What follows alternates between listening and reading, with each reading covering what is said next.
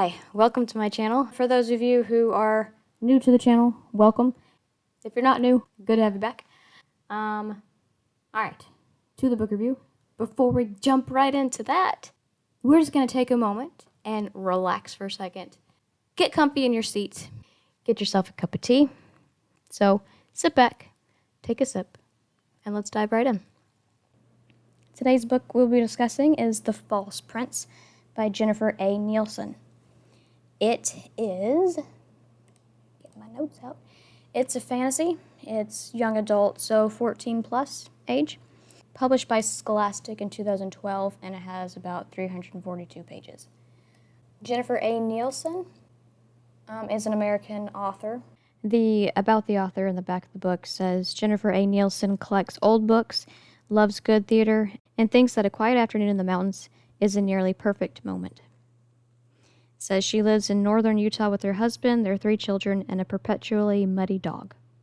And she has written Behind Enemy Lines, Mark of the Thief, A Night Divided, and Underworld Chronicles. I don't think I've read anything by her other than this book. So this is my first experience with her writing, and it was good. I liked it. The False Prince is the first book in the Ascendance Trilogy. And the Ascendance Trilogy, okay, it was called the Ascendance Trilogy, but then I guess they couldn't fit it into 3 books. Now it's just the Ascendance Series. There are currently 4 books. The False Prince, The Runaway King, The Shadow Throne, and The Captive Kingdom. They announced that there will be a 5th. Don't know if that's going to be the last one. I've only read the first. I do like it. So, False Prince is about, it's a fantasy, so it's like, kind of Middle Ages, I guess. There was this kingdom that the king and queen died in a mysterious way. They think they were murdered, probably poisoned. Their children are also dead, but one of the sons, it's not like they didn't have like concrete proof he was dead, because he died in like this shipwreck. So there's this nobleman, Connor. He decides, since there's no concrete proof that this son is actually dead, he decides to go to these orphanages, grab a bunch of boys that could pass as this prince, because he knew the prince personally. He's a nobleman. And so he wants to find boys that look like him, that would be the right age, train them to be royal, and see which one is the best fitting, and basically take him to court and convince everybody that this is the heir, so that he can kind of have a puppet in the throne, so he can kind of rule behind the scenes. So that's what it's about. It follows Sage. Sage is a 14-year-old orphan, and he's taken from the orphanage along with, I think, 3 other boys, and they are trained and taught the ways of being a royal, being high society, all the skills that a prince would have, sword fighting, horseback riding, all these things.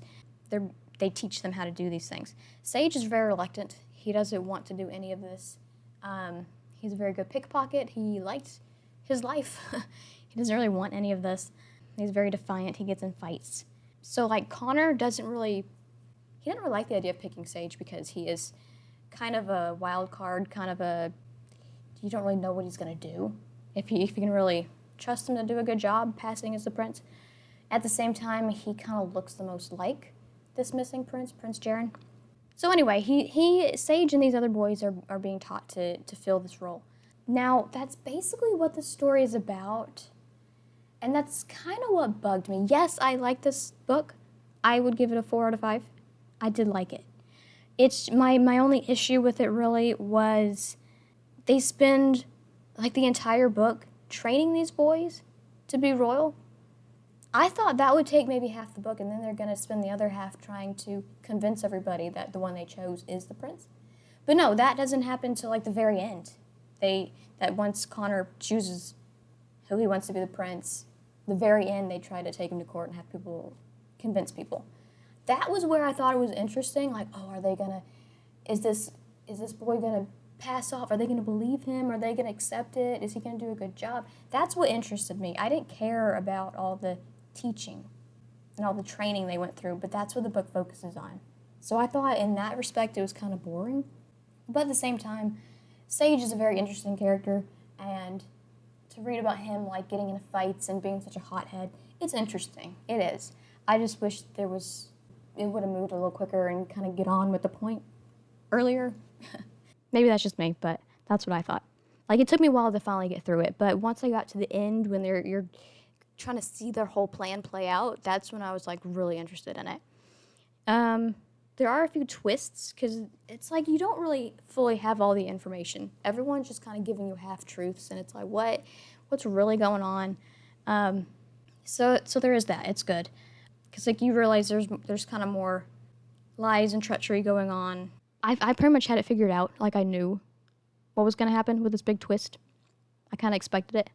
But then at one point, one of the characters says something, and I thought, well, if that's true, then what I'm thinking can't be true. So I must be wrong. So I was like, okay, let me just finish and see how it goes. No, I was right. The character who said that lied.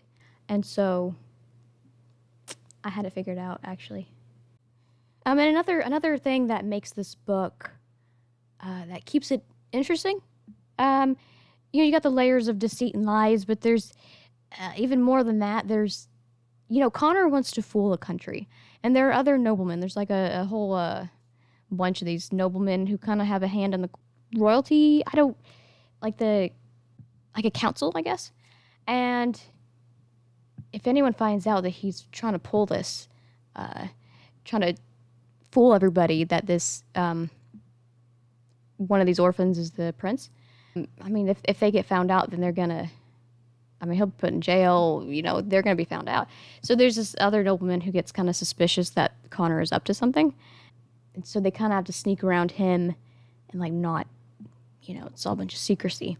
Because eventually, at one point, this other nobleman comes to visit, and they're, like, trying to cover their tracks, trying to hide that anything suspicious is going on with training these boys.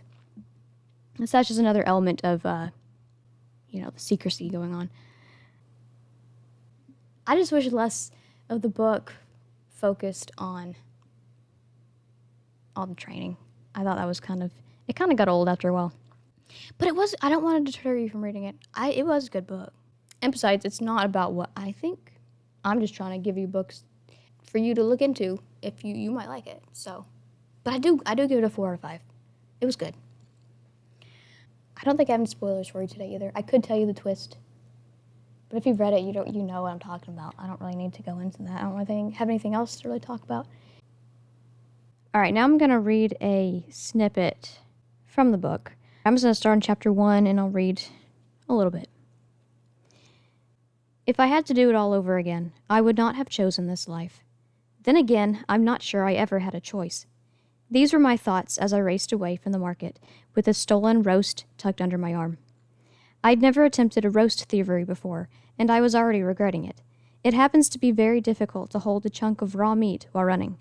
More slippery than I'd anticipated. If the butcher didn't catch me with his cleaver first, and literally cut off my future plans, I vowed to remember to get the meat wrap next time, then steal it. He was only a few paces behind now, chasing me at a better speed than I'd have expected for a man of his girth.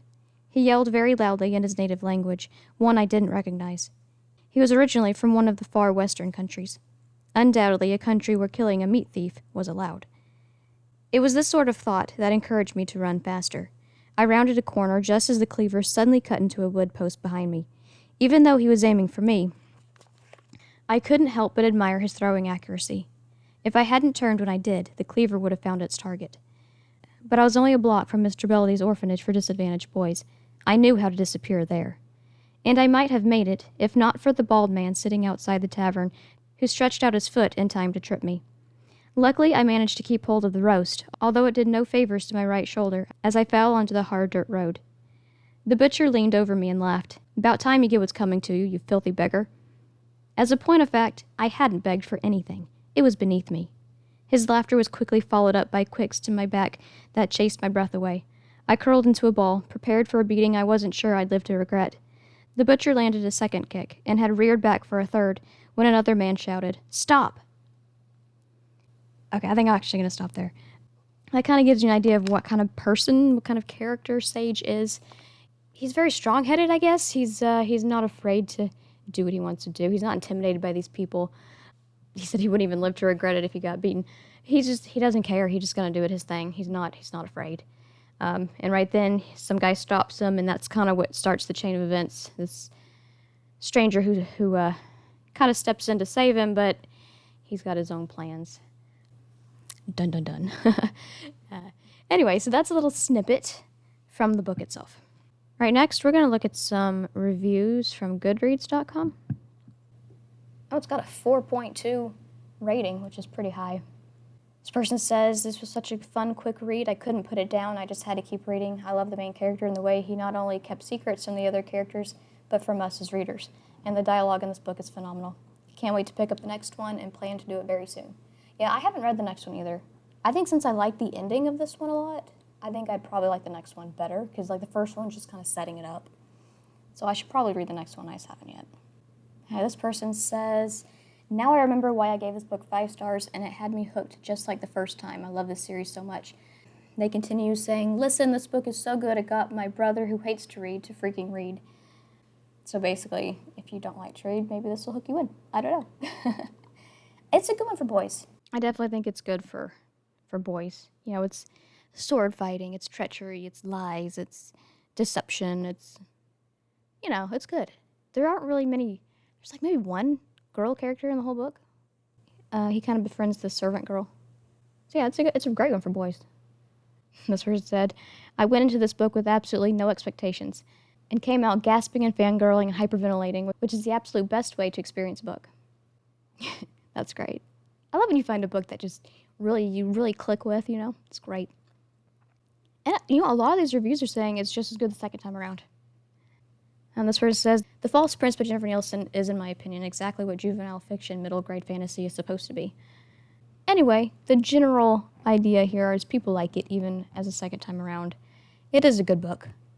There's so much like lies and stuff, like layers of, you know, deception. And it's almost a mystery. So it's kind of interesting in that respect. So anyway, that's The False Prince by Jennifer A. Nielson. It's the Ascendance Series, book number 1. Check it out.